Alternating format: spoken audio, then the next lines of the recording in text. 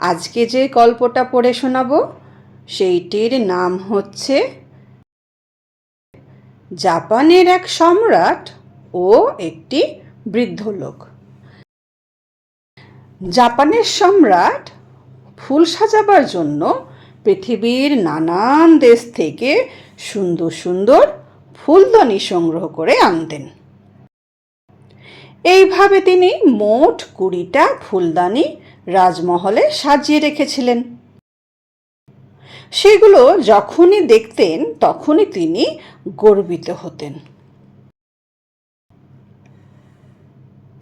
আহা, কি সুন্দর আমার ফুলদানিগুলো, একদম চকচক করছে, আর কি সুন্দরই না কারুকার্য করা আছে। বাহ বাহ বাহ, কত সুন্দর আমি ফুলদানিগুলো সব নিয়ে এসেছি। বাহ, এগুলো দেখলে আমার মনটা যেন জুড়িয়ে যায়, নিজেকে খুব গর্বিত মনে হয়। এত সুন্দর ফুলদানিগুলো, বাহ বাহ। একদিন সম্রাটের এক সভাসদের অসাবধানতা বশত একটা ফুলদানি ভেঙে ফেললেন। ফলে সম্রাট অসম্ভব রেগে গিয়ে সভাসদটির মৃত্যুদণ্ডের আদেশ দিলেন। আহা, তুমি কি করলে? কি করলে তুমি? ফুলদানিটা ভেঙে ফেললে? জানো এই ফুলদানিটা আমি কোথা থেকে নিয়ে এসেছি? আহা, আমার অত সুন্দর ফুলদানিটা কিভাবে তুমি ভেঙে ফেললে বলো তো? হ্যাঁ, তুমি জানো না এগুলো কত দূর থেকে আমি কিনে নিয়ে এসেছি, কত সুন্দর এগুলো। দাঁড়া, তোকে আমি দেখাচ্ছি মজা, এক্ষুনি তোকে মৃত্যুদণ্ডের আদেশ দিচ্ছি আমি। এমন সময় একজন বৃদ্ধ লোক সম্রাটের আদেশ শুনতে পেয়ে রাজসভায় এসে উপস্থিত হলেন। তিনি বললেন, মহারাজ, আমি শুনলাম আপনার মূল্যবান ফুলদানি ভেঙে গেছে, যার জন্য আপনি খুবই মর্মাহত। যদি আদেশ করেন আমি আপনার ফুলদানিটা জুড়ে দিতে পারি, যার ফলে সেটা নতুন ও আসলের মতন হয়ে যাবে।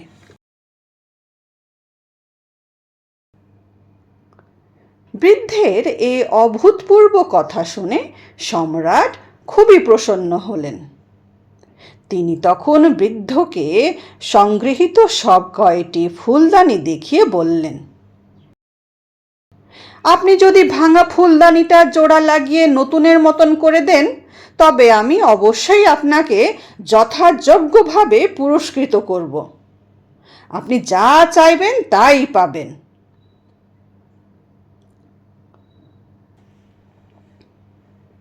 বৃদ্ধ কিছুক্ষণ ফুলদানিগুলো নিরীক্ষণ করলেন। তারপর হঠাৎই হাতের লাঠিটা দিয়ে এক এক করে সব ফুলদানি ভেঙে গুড়িয়ে দিলেন ও নির্ভয়ে হাসতে লাগলেন। এদিকে বৃদ্ধের কাণ্ড দেখে মহারাজ রেগে গিয়ে চিৎকার করে উঠলেন, অসভ্য, মূর্খ তুমি, এ কি কাণ্ড করলে? তুমি যে বললে যে আমার ফুলদানিটা জোড়া লাগিয়ে দেবে আর সেটা একদম নতুনের মতন হয়ে যাবে, কিন্তু তুমি তো আমার সব ফুলদানিগুলোকেই ভেঙে ফেললে। এ কি কাণ্ড করলে তুমি? বৃদ্ধ খুব শান্ত স্বরে জবাব দিলেন, আপনি রাগ করবেন না মহারাজ, আমি আমার কর্তব্য করেছি মাত্র।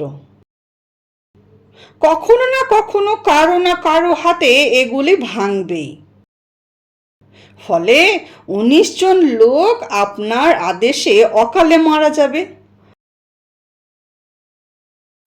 তাদের বাঁচাবার জন্য আজ আমি এই কাজ করলাম মহারাজ, আমার কোনো অনুশোচনা নেই, আপনি আমায় মৃত্যুদণ্ড দিন। বৃদ্ধের কথায় সম্রাট অভিভূত হয়ে গেলেন। নিজের ভুল বুঝতে পেরে মহারাজ প্রসন্নচিত্তে সভাসদকে মৃত্যুদণ্ড থেকে মুক্ত করলেন ও খুশি মনে বৃদ্ধকে ক্ষমা করলেন। সবাই তখন মহারাজের জয় জয় করতে লাগলো। মহারাজের জয় হোক, মহারাজের জয় হোক। তো এই কি সুন্দর একটা গল্প পড়লাম আমরা এখন। এই গল্পটা থেকে আমরা কি শিক্ষা পাই বলো তো? তো এই গল্পটা থেকে আমরা এটাই শিক্ষা পাই যে অন্যায় এবং অত্যাচারের মোকাবিলা করার জন্য কেবল একজন সাহসী এবং বুদ্ধিমান ব্যক্তিই যথেষ্ট। ঠিক যেমন এই গল্পটাতে সম্রাট ছিলেন অন্যায় আর অত্যাচারিত একটা রাজা। কেন কি একটা ফুলদানি ভেঙে যাওয়ার জন্য ওনার সেবককে উনি মৃত্যুদণ্ডের আদেশ দিলেন। তো সেটা অন্যায় এবং অত্যাচারও তো ছিল, তাই না? আর ওইদিকে কি হলো, ওই বৃদ্ধ কিন্তু বিশাল সাহসী এবং খুবই বুদ্ধিমান লোক। তো উনি নিজে খুব সাহস করে বাকি ফুলদানিগুলোকেও ভেঙে দিলেন, আর তারপরে খুব বুদ্ধিমানের সহিত ওই রাজাকে মানে সম্রাটকে ওনার ভুলটা উনি বুঝিয়ে দিলেন আর কি, যে একটা ফুলদানি কখনোই একটা মানুষের জীবনের থেকে দামি হয় না। তো একটা মানুষের জীবনটাই সব থেকে বেশি দামি। তো সেই জন্য এটা একটা ভুল ডিসিশন নিয়েছিলেন সম্রাট। সেই জন্য উনি মহারাজকে উনি দেখিয়ে দিলেন যে মানুষের জীবনটাই সব থেকে বেশি বড় হয়। আর এই যেন দ্বিতীয়বার রাজা যেন অন্য অন্যায় আর যেন না করে আর কি। ঠিক আছে।